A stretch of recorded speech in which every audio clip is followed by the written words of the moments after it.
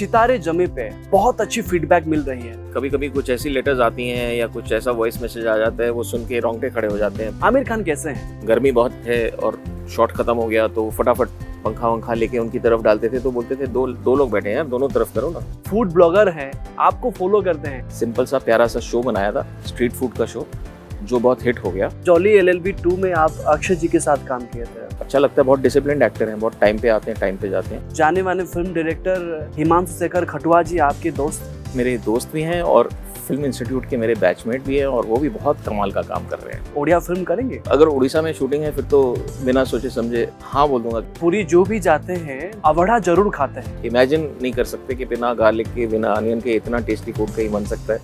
वो महाप्रसाद है।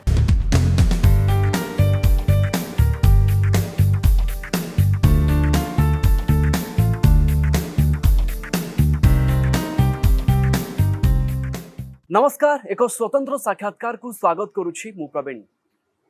आज आम सहित एभली जने अतिथि अछंती जाहंको आपण जानिछंती, आपण तांको चिन्हिछंती। से बेसी कथा कहंतिनी, किंतु तांको व्यक्तित्व, तांकर स्वभाव, तांकर अभिनय बेसी कथा कहे। भारत रे प्रैंक रो ट्रेंड तांको ठारू ही आरंभ होइथिला। निकटरे रिलीज होईछि आमिर खान को सितारे जमी पर, जोठी से करतार सिंह भूमिका रे अभिनय करूछंती एवं समस्तंकर मन जीतिछंती।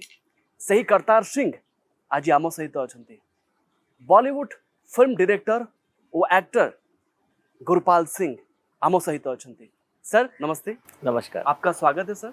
बहुत बहुत धन्यवाद। कैसे हैं सर? बिल्कुल बढ़िया। सितारे जमी पर बहुत अच्छी फीडबैक मिल रही है। सबसे अच्छा फीडबैक, मतलब एक तो बॉक्स ऑफिस सक्सेस रहा है, ये बहुत बड़ी बात है, अच्छी बात है। लेकिन उससे भी ज़्यादा जो फीडबैक मिल रहा है स्पेशल लोगों का, जिनके ऊपर ये फिल्म आधारित है, स्पेशल लोगों का, उनके पेरेंट्स का, उनके रिलेटिव्स का, उनके भाई बहन जिन्होंने ये ज़िंदगी जी है, उनकी तरफ से जो हमको रिस्पॉन्स मिल रहा है ना, वो तो मतलब कभी कभी कुछ ऐसी लेटर्स आती हैं या कुछ ऐसा वॉइस मैसेज आ जाता है, वो सुन के रोंगटे खड़े हो जाते हैं। मतलब बहुत अच्छा लग रहा है उनको कि उनकी रिप्रेजेंटेशन हुई है और ये मैसेज जो है वो लोगों को तक जा रहा है। तो और फिर मुझे कई जगह पे स्पेशल स्कूल्स में बुलाते हैं, तो मैं हमेशा उनके पास जाता हूँ, क्योंकि ऐसे लोगों के साथ, ऐसे बच्चों के साथ जितना आप टाइम स्पेंड करें उतना आपके लिए अच्छा होता है। सर थोड़ा शुरुआत से बताएंगे, ये फिल्म में कास्टिंग का सफर? कास्टिंग में एक कंपनी है बॉम्बे में, तो उनकी तरफ से कॉल आया था कि आप इसके लिए आके ऑडिशन करें। तो काफ़ी लंबा रहा, उन्होंने ऑडिशन मुझसे 2-3 बार करवाए। बहुत हार्ड वर्किंग लोग हैं वो भी, तो उन्होंने तरह तरह से करवाए। फिर ऐसे कर लेते हैं, ऐसे कर लेते हैं, इस एक्सेंट के साथ करते हैं, इसके बिना कर लेते हैं। फिर जब उन्होंने डायरेक्टर को भेजा होगा, उसके बाद थोड़े टाइम के लिए कुछ जवाब नहीं आया। फिर उन्होंने बोला कि डायरेक्टर और प्रोड्यूसर को पसंद आया है, लेकिन वो चाह रहे हैं कि इस रोल में शायद आप फिट ना, एक दूसरे रोल के लिए, छोटा रोल है, उसके लिए आप ऑडिशन करेंगे। मैंने कहा बिल्कुल करूँगा, आमिर खान की फ़िल्म है, मैं तो उनका बहुत बड़ा एडमायरर हूँ। तो उस छोटे रोल के लिए भी ऑडिशन किया। फिर लगभग 1 महीने तक कुछ जवाब नहीं आया। उसके बाद उन्होंने बोला नहीं, जो ओरिजिनल हमने ऑडिशन किया था करतार सिंह के लिए, तो उसी के लिए दोबारा एक बारी करेंगे। फिर उसके बाद उन्होंने एक सीन रीड करवाया, लास्ट में एक छोटा सा सीन, और वो सीन बहुत इतना खूबसूरत लिखा है। हमारे जो राइटर हैं दिव्य निधि शर्मा, उन्होंने बहुत ही कमाल के सीन्स लिखे हैं। तो वो सीन पढ़ते पढ़ते आई फेल्ट वेरी ओवरवेल्म्ड, बहुत इमोशनल हो गया मैं। और फिर अगले दिन बोला कि एक फाइनल रीडिंग डायरेक्टर के साथ होगी, तो फिर जाके उनके साथ रीडिंग की। और वहाँ पे आमिर खान थे? हाँ, एक रीडिंग में तो आमिर जी भी थे। शूटिंग सेट में आमिर खान कैसे हैं? सहज किस्म के इंसान है वो। कभी मैंने उनको गुस्से होते नहीं देखा, कभी मैंने उनको ऐसे नहीं देखा कि कोई टैंट्रम थ्रो कर रहे हैं। और छोटी छोटी चीज़ें जो स्पेशल एक्टर्स के साथ काम कर रहे थे, उनका इतना ध्यान रखना। और फिर को एक्टर्स के साथ, जैसे अगर मेरा उनके साथ कोई सीन है, गर्मी बहुत है और शॉट ख़त्म हो गया, तो फटाफट पंखा वंखा लेके उनकी तरफ डालते थे, तो बोलते थे दो लोग बैठे हैं यार, दोनों तरफ करो ना। या कोई पानी लेके आ रहा है, अब जब हम ड्राइव कर रहे हैं तो शॉट ख़त्म होता है, तो उनको कोई पानी लेके फटाफट भाग के आ रहा है, तो उनको डांट लगा देती कि भाई 2 लोग हैं, दोनों को दो ना पानी। तो ऐसी छोटी छोटी चीज़ें हैं जो बहुत दिखाता है कि वो बहुत ही कल्चर्ड और जेंटलमैनली किस्म के इंसान। शूटिंग के बाद बातचीत होती थी उनके साथ? शूटिंग के बाद बहुत ज़्यादा बातचीत नहीं होती थी, थोड़ी बहुत तो होती थी। हम सब लोग ग्रुप में मिलके खूब बातें करते थे। तो फिर उसके बाद शूटिंग के बाद नेक्स्ट शॉट के लिए प्रिपेयर करना होता है, तो हम सब अपने अपने वैन्स में चले जाते हैं। तो बहुत ज़्यादा, इतनी ज़्यादा नहीं होती थी, लेकिन थोड़ी बहुत होती थी। फिल्म की एक बड़ी खासियत है कि 10 जो स्पेशल किड्स हैं रियल लाइफ में भी वो वैसे ही हैं। जी, उनके साथ काम करना आपको कैसा लगा? बहुत ही कमाल का रहा। 6 ऐसे लोग हैं जिनको डाउन सिंड्रोम है और 4 जिन्हें ऑटिज़म है। शुरू में तो मुझे लगा था थोड़ा मुश्किल होगा, टाइम लगेगा, लेकिन उल्टा रहा। वो लोग इतने वेल प्रिपेयर्ड थे, एकदम करेक्ट टू द पॉइंट थे, इतने नेचुरल थे।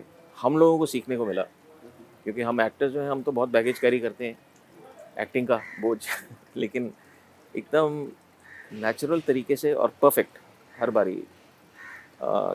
एक्टिंग में ना थोड़ा 6-7 चीज़ों का ध्यान एक साथ रखना पड़ता है कि आपको लाइन याद है, आपको एक्शन याद है, बास्केटबॉल हो सकता है, बास्केट ऐसे करते करते आप डायलॉग बोल रहे हैं, और चलते आपको एक जगह पे रुकना है, उससे आगे भी नहीं जाना लाइन से, नहीं तो फिर आप आउट ऑफ फ्रेम चले जाएंगे, लाइट कट जाएगी, फोकस ख़राब हो जाएगा। ये सारी चीज़ें साथ में ध्यान रखनी है। वो तो बहुत बखूबी करते थे इसको। और मतलब किसी तरह से ऐसा किसी को फीलिंग नहीं आई कि कम है। बहुत कमाल का काम किया सबने। मैंने फिल्म देखी हुई है, बहुत लोग हैं जिन्होंने नहीं देखा होगा। आप उन लोगों को बोलेंगे क्यों ये फिल्म देखना चाहिए उनको? जी बिल्कुल, मुझे लगता है कि देखिए, ये ऐसी कोई प्रीची फ़िल्म नहीं है। जिस तरह से लिखी गई है ना, एक बहुत प्यारे से वे में, स्लाइटली कॉमिक, स्लाइटली इमोशनल वे में एक बहुत ही सुंदर मैसेज दिया हुआ है इस फ़िल्म में। तो एंटरटेनमेंट भी भरपूर है। ऐसा नहीं है कि आप जा रहे हो, कुछ लेक्चर आपको मिलने वाला है, ऐसा नहीं है। मेरे बहुत सारे दोस्त हैं जो स्पेशल एजुकेटर्स हैं, स्पेशल बच्चों के साथ काम करते हैं, स्पेशल लोगों के साथ। तो उन्होंने बताया था कि जो उसमें डिस्लेक्सिया के बारे में बहुत सारे लोगों को मालूम तब हुआ जब उन्होंने ये फ़िल्म देखी। बहुत सारे ऐसे लोग हैं जिनको मालूम भी नहीं था कि हमारे बच्चे को डिस्लेक्सिया है। ऐसे लोगों से मैं मिल भी चुका हूँ। तो जिस तरह से वो जो बातचीत ओपन अप हो गई डिस्लेक्सिया के बारे में, और स्पेशल एजुकेटर्स ने बताया, इसके बाद बात करना ईज़ी भी हो गया लोगों के साथ डिस्लेक्सिया के बारे में। गुरपाल जी, आप अभी उड़ीसा में हैं। उड़ीसा कैसे आना हुआ? उड़ीसा तो मैं बहुत सालों से आ रहा हूँ। मेरे ख्याल से, अगर मुझे ठीक से याद है, तो 2003 में पहली बार आया। ये कितने बार होगा? 2003 में आया, और उसके बाद 2004 में हमने और कई दोस्तों ने मिलके बाय ऑफ शुरू किया, bring your own film festival Puri में, BYOFF, जो काफ़ी पॉपुलर हो गया। लोनली प्लैनेट एक बहुत वर्ल्ड फेमस गाइड बुक है, जी। उसने किसी लिस्ट में इसको top 7 film festivals of the world में ऐड कर दिया। खाता रहे मेरा दिल, ये इतना लोकप्रिय हो गया था कि अभी भी फूड ब्लॉगर हैं, आपको फॉलो करते हैं। ऐसे बोला जाता है फूड ब्लॉगिंग आपसे ही शुरुआत हुई है। हाँ, आप पूरी भी आई थी एक जी बार। जी बिल्कुल। खाता रहे मेरा दिल एक ऐसा शो था जो फूड चैनल ने स्टार्ट किया था। उस टाइम ब्लॉगिंग का कॉन्सेप्ट नहीं था इतना ज़्यादा, लेकिन मुझे अब मिलते, मैं इंदौर गया, बहुत सारे फूड ब्लॉगर्स मिले, और उन्होंने बोला, you are the OG, you are the original gangster, the father of food blogging. तो मैंने कहा ऐसा कुछ नहीं है। हमने तो एक बहुत सिंपल सा प्यारा सा शो बनाया था, स्ट्रीट फूड का शो, जो बहुत हिट हो गया। 4 ही एपिसोड बने थे, लेकिन वो 4 एपिसोड बहुत सालों तक, 6-7 साल तक लगातार वो चलाते रहे एवरीडे। तो उससे बहुत प्यार मिला और बहुत अच्छा शो था। और सबसे मेरा फेवरेट एपिसोड पुरी का है। हमारे जो प्रोड्यूसर हैं उनको मैंने बोला कि पुरी का एक एपिसोड तो डालना ही डालना है। तो वो मान गए, और वो 4 एपिसोड में से एक एपिसोड पुरी का है, क्योंकि मुझे यहाँ का स्ट्रीट फूड तो बहुत ही ज़्यादा पसंद है। कितने दिन रुके सर पुरी में? वो फूड शो के दौरान, हाँ। तो वो फूड शो हम 2 दिन में शूट करते थे। हालांकि एडिट होने के बाद दिखता था कि 1 दिन का काम है, लेकिन हम 2 दिन में शूट करते थे उसको। तो उस टाइम तो 2 ही दिन रहा, वैसे पुरी में तो बहुत रहा हूँ। सर उस टाइम का पुरी और अब का पुरी, क्या फ़र्क देखते हैं आप? पुरी में काफ़ी चेंजेस हैं। पुरी तो बहुत ग्रो भी कर रहा है, और स्ट्रीट फूड जो है, अब जिस जगह पे मैं पहले जाता था वहाँ से शिफ्ट हो गए हैं कुछ यहाँ। अभी यहाँ की रोड बड़ी हो गई है, कुछ यहाँ हो गया है, तो अभी फिर से जाके उनको ढूंढना पड़ता है कि मैं कहाँ खाता था। लेकिन खाना उतना ही सुंदर है, लोग उतने ही प्यारे हैं। पुरी के स्ट्रीट फूड में क्या बहुत अच्छा लगता है आपको? पुरी के स्ट्रीट फूड में मुझे याद है हमने खाया था मालपुआ, डालमा मालपुआ का दालमा कॉम्बिनेशन। मालपुआ। वो कॉम्बिनेशन मुझे बहुत ही कमाल का अभी भी याद रहता है। खाजा तो हमेशा ही फेवरेट रहा है। एक जगह पे मटर पानी था, दही बड़ा, आलू दम जो है, मतलब इतनी सारी चीज़ें हैं जो बहुत सारी चीज़ें याद भी नहीं रहेंगी। उसको भी सर दिखाया पुरी था। जो भी जाते हैं प्रभु जगन्नाथ जी का दर्शन करते हैं और अवढ़ा जरूर खाते हैं। आपने टेस्ट करी है? बिल्कुल बिल्कुल। वो तो मेरे ख्याल से जो महाप्रसाद है, सबसे बेहतरीन वेजिटेरियन फूड आपको अगर कहीं भी मिल सकता है तो वो उधर ही मिल सकता है। वो इतना, मतलब इमेजिन नहीं कर सकते कि बिना गार्लिक के, बिना अनियन के इतना टेस्टी फूड कहीं बन सकता है। वो महाप्रसाद है, बहुत ही कमाल का खाना होता है वहाँ पे। सर, खाता रहे मेरा दिल का ये कॉन्सेप्ट किसका था, और पहले से क्या बताया गया था कि ऐसे बोलना है, ऐसे लोगों के साथ बात करना है, आपका बॉडी लैंग्वेज कैसा हो, ये स्क्रिप्टेड था? नहीं। खाता रहे मेरा दिल प्रोग्राम जो है वो एक बॉम्बे की प्रोडक्शन कंपनी है रंगरेज प्रोडक्शन, उन्होंने बनाया था, उनका कॉन्सेप्ट था। तो ब्रीफ ज़रूर करते थे, हम रिसर्च करते थे वो लोग कि यहाँ पर कौन सी जगह पे क्या अच्छा है, और थोड़ा-सा एक फ्रीडम भी रहता था कि जाओ सड़कों पे जाओ, लोगों को पूछो कि कहाँ कुछ अच्छा मिलेगा, चलिए फिर वहाँ निकल पड़ते हैं। तो वहाँ के लोग आपको बताएँ तो बेहतर रहेगा। तो उस तरह से किया, और स्क्रिप्टेड मतलब ये तो मालूम होता था कि चलो फ़र्ज़ करो हम यहाँ पर जाने वाले हैं खाने के लिए, तो उतना तो हमको मालूम है कि आज हम जाते हैं समुंदर के पास कुछ फ़िश खाने के लिए हम ढूँढने, तो वो पार्ट स्क्रिप्टेड रहेगा, लेकिन वहाँ पर जाके जो होने वाला है वो हमको नहीं पता है। वो सारा अनस्क्रिप्टेड रहता था, तो जैसे होता था उसी को हम वैसे करते थे। सी सर, फूड खा डिटेल रहे में हो अलग बताइएगा, होगा। आप ओडिशा में कहाँ-कहाँ गए हैं? पुरी हो गया, भुवनेश्वर हो गया, और पूरी भुवनेश्वर के अलावा मैं काफ़ी घूमा हूँ, फॉरेस्ट एरियाज़ में घूमा हूँ, और गंजाम गया हूँ, और एक बार कोरापुट गया। लेकिन एक्चुअली क्या है ना, मैं बता भी नहीं सकता, क्योंकि आप उड़ीसा ऐसी जगह है कि आप जितना घूमें उतना कम है। आप पूरा लाइफ टाइम घूम सकते हैं, और इतनी सुंदर सुंदर चीज़ें हैं आसपास, बैक वाटर्स हैं, बीचेस हैं, सॉल्ट वाटर लेक है, फ्रेश वाटर लेक है, माउंटेन्स है, और मतलब इतनी वैरायटी है एक जगह में कि आप पूरा लाइफ टाइम घूम सकते हैं, और आपको लगेगा कि अरे यार अभी तो ये भी देखना बाकी है। तो बहुत सारी चीज़ें हैं जो आपको उड़ीसा की याद दिलाती हैं, और मैं सबको बोलता हूँ कि आपको ज़रूर जाना चाहिए। बहुत अंडररेटेड जगह है, बहुत लेसर एक्सप्लोर्ड है फॉर्चुनेटली, एक तरीके से अच्छा भी है, नहीं तो बहुत ओवर टूरिज़्म होने से कई जगह ख़राब भी हुई है। तो बैलेंस्ड टूरिज़्म हो बहुत अच्छा है, स्टेट के लिए भी बहुत अच्छा है, लोगों के लिए भी बहुत अच्छा है। सर, आप फ़िल्मी बिरादरी के हैं, उड़िया फ़िल्म के बारे में आपका विचार क्या है सर? उड़िया फ़िल्म देखिए, सबसे बेहतरीन उड़िया फ़िल्म जो देखी है वो तो नीरद महापात्रा की मायामृगा, वो बहुत ही कमाल की फ़िल्म है। फिर हमारे दोस्त हैं सुशांत मिश्रा, जिनके साथ मिलके बायोफ शुरू किया था, उनकी जो फ़िल्में हैं इंद्रधनुष, छाई, विश्व प्रकाश, वो बहुत कमाल की फ़िल्में लगी हैं। तो मुझे तो मतलब बहुत बहुत बेहतरीन फ़िल्में यहाँ पर देखने को मिली हैं। जाने-माने फ़िल्म डायरेक्टर हिमांशु शेखर खटुआ जी आपके दोस्त हैं। अब देखिए, हिमांशु खटुआ मेरे दोस्त भी हैं, और फ़िल्म इंस्टीट्यूट के मेरे बैचमेट भी हैं, और वो भी बहुत कमाल का काम कर रहे हैं। तो हिमा और अभी तो मतलब हिमांशु बीच में एसआरएफटीआई के हेड भी रहे। उनका जो कंट्रीब्यूशन रहा है सिनेमा के लिए, वो बहुत कमाल रहा है। उनकी फ़िल्में तो बहुत ही बेहतरीन हैं, बट एज़ अ टीचर उन्होंने जो काम किया है, एज़ अ फ़िल्म एजुकेशन में जो उन्होंने काम किया है, वो कम लोग जानते हैं, लेकिन वो भी उन्होंने बहुत कमाल का काम किया है। सर, हिमांशु जी के साथ आप कैसे जुड़े? हिमांशु जी के साथ फ़िल्म इंस्टीट्यूट में जुड़ा, एफटीआई में था, और हिमांशु जी भी थे। हिमांशु हमारे बैचमेट हैं, और वहाँ पर उन्होंने साउंड का कोर्स किया, लेकिन अब वो जैसे कि आप जानते ही हैं, वो बहुत बेहतरीन फ़िल्म्स डायरेक्ट भी करते हैं। तो जिसके पास इतना सारा नॉलेज है, वो नॉलेज शेयर करता है लोगों के साथ, वो बहुत कमाल की चीज़ लगती है मुझे हिमांशु के बारे में। अगर सर कोई स्क्रिप्ट आपको अच्छा लगे, आप उड़िया फ़िल्म करेंगे? बहुत ज़रूर करूँगा। मुझे तो इनफैक्ट थोड़े दिन पहले किसी ने बोला भी, अगर उड़ीसा में शूटिंग है फिर तो बिना सोचे समझे हाँ बोल दूँगा कि हाँ, उड़ीसा में जाके शूट हो रहा है तो फिर चलो जाके करते हैं। और नेचुरली उड़ीसा के साथ जितना जुड़ने का मौका मिले मुझे अच्छा लगता है। सर, आपने सरफिरा, जॉली एलएलबी, स्पेशल 26 में भी काम किया है। आपके हिसाब से सबसे बेहतर कौन-सा फ़िल्म रहा?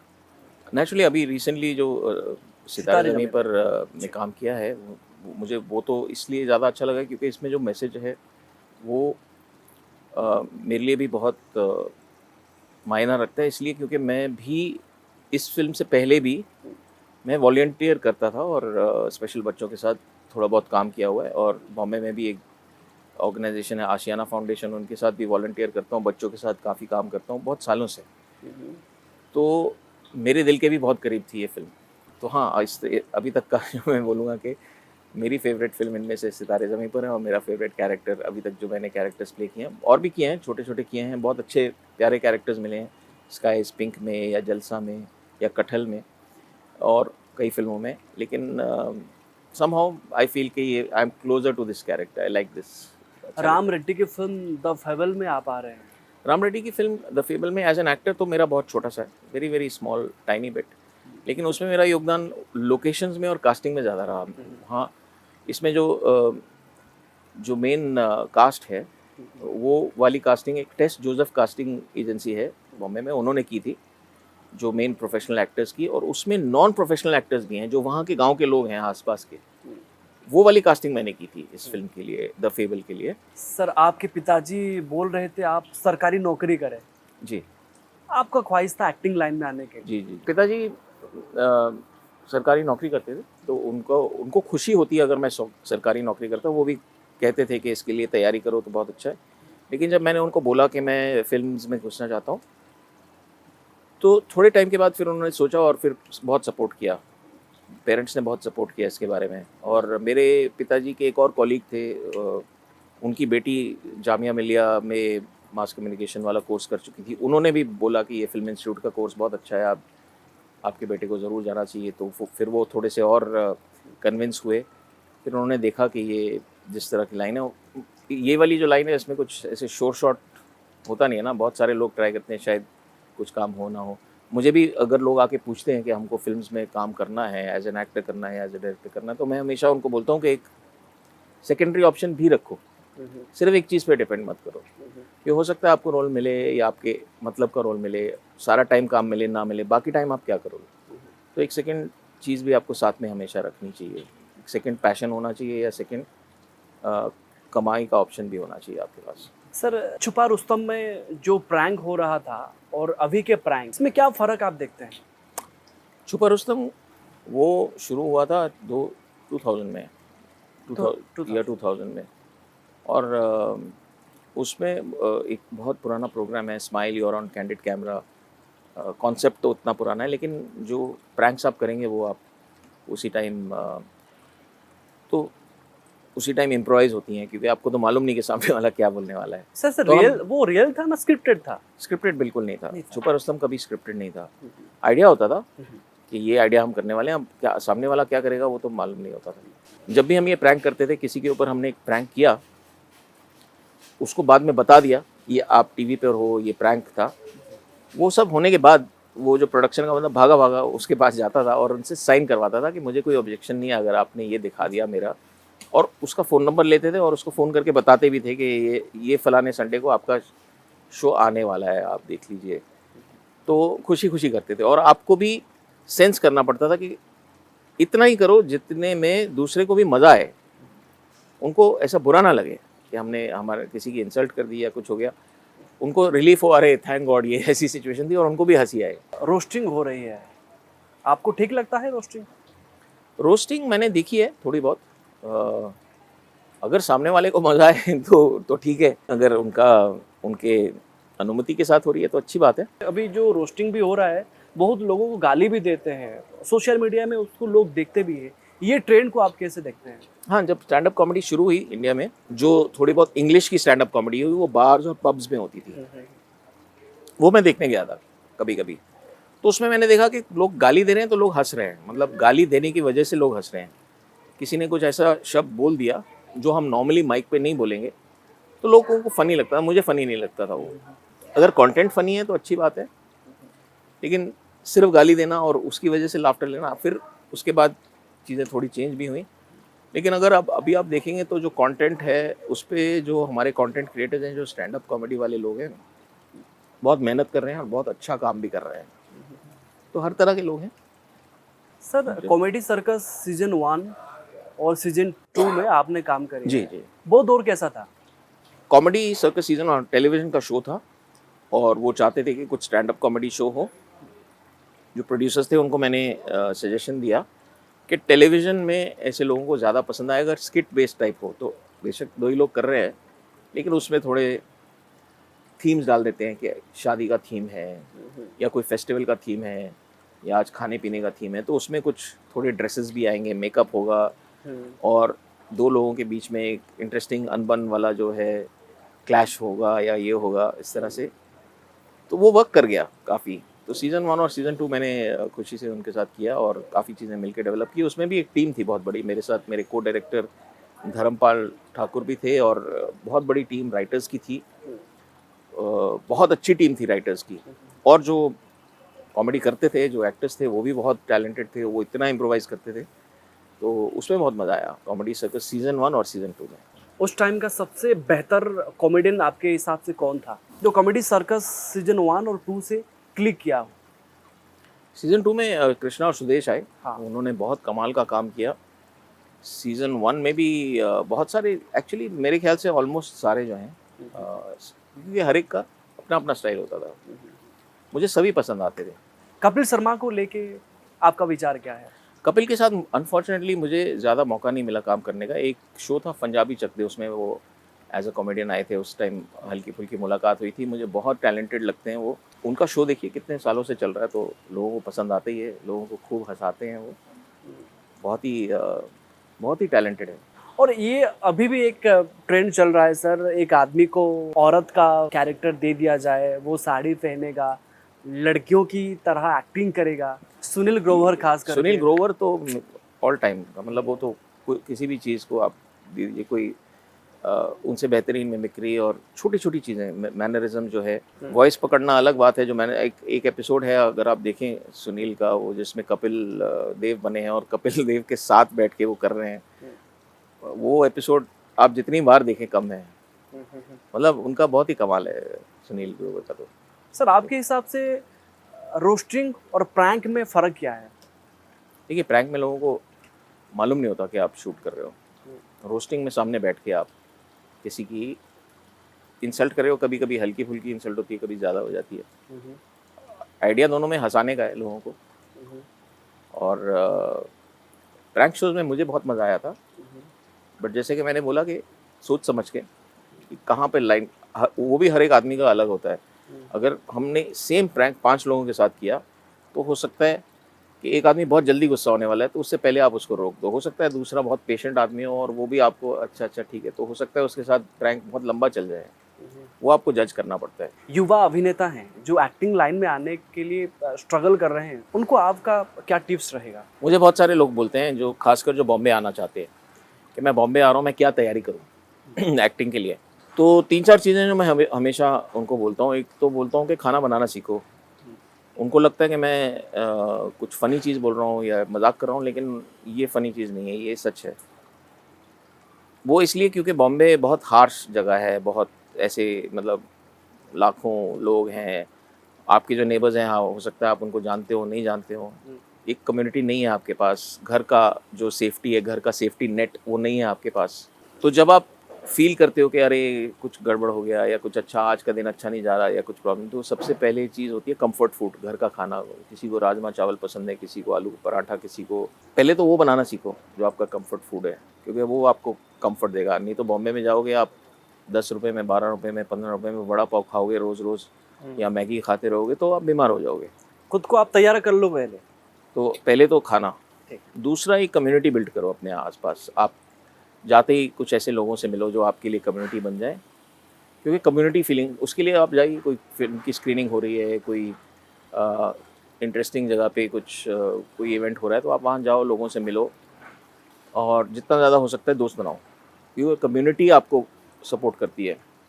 और तीसरा, मैं हमेशा उनको बोलता हूँ कि ये मत सोचो कि एक्टिंग की ये किताब पढ़ूंगा या ये करूँगा या ये प्रैक्टिस करूँगा, मेरा रियाज़ होगा।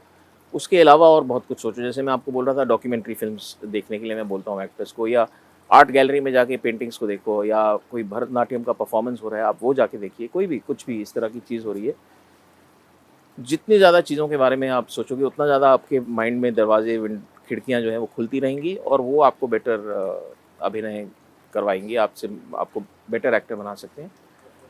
तो पोइट्री लिखो, अगर ख़राब भी है, ऐसे नहीं कि किसी और के लिए लिख रहे हो, अपने लिए लिख रहे हो। पोइट्री, कुछ भी तरह का एक्सप्रेशन जो है, दूसरे तरह का एक्सप्रेशन एक्टिंग के अलावा, वो भी करो।